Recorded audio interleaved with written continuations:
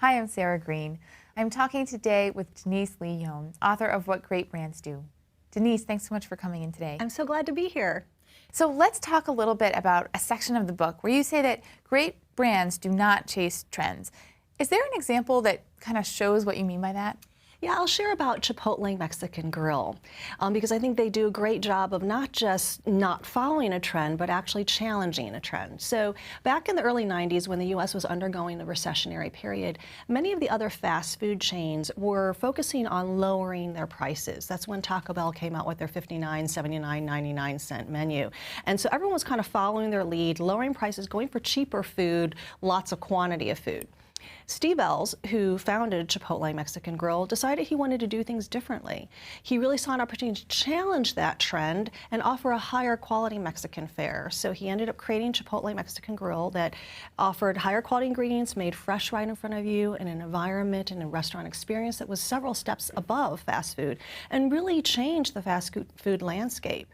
And then more recently, they have, Chipotle has challenged the trend or even advanced a different movement with sustainable food in fast food. You know, I think that they were one of the first to tap into consumers' desires for something that was more food with integrity, as their tagline says. And so they have led other restaurant chains to focus on their supply chain and how they can provide fresher, higher quality, more sustainable food.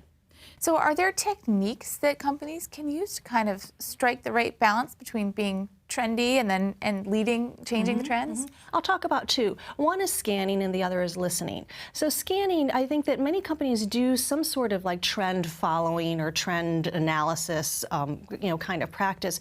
But what is important in scanning is really to understand what are developments that are happening outside your category or in areas that you might not even realize have anything to do with your business.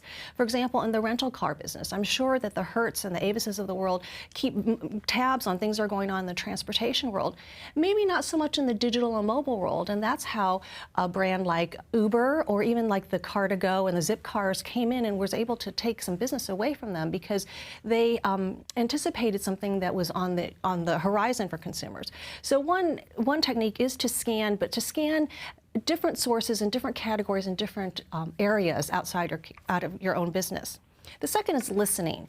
Again, a lot of people do social media listening, but I think it's more important to focus less on what is being said and why it's being said and who it's being said by, because those are the things that are going to point to what is really going on out there and what is about to happen. So the fact that everyone's tweeting about the latest movie really doesn't say much about a trend, but it might give you a sense for what is a cultural movement that's happening in terms of family values or in terms of regional differences that gives you a heads up on something that you can tap into.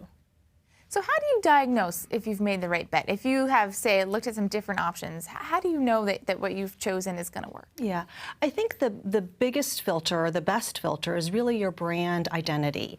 Identifying what do you really stand for and then matching up different innovation areas with that identity. Which ones really make sense? Which ones really advance what you're trying to do in terms of your purpose and your mission? So it's more of a subjective call at that point. Then I think once you start introducing that innovation into the public, you can get a sense for, are your core customers or your ideal customers gravitating towards this? This is something that they really feel a natural draw to, a natural affinity to your brand because of. And that's another indicator that you're on the right track. Now, either in the work you've done with companies or in companies you've observed, is there some piece of this that is kind of the hardest part that people seem to get stuck on? Definitely saying no. Understanding that it's something that may be new and interesting may not be the right fit for you. And so, maybe an example would be to use like a person like Lady Gaga, who is a great brand as a person.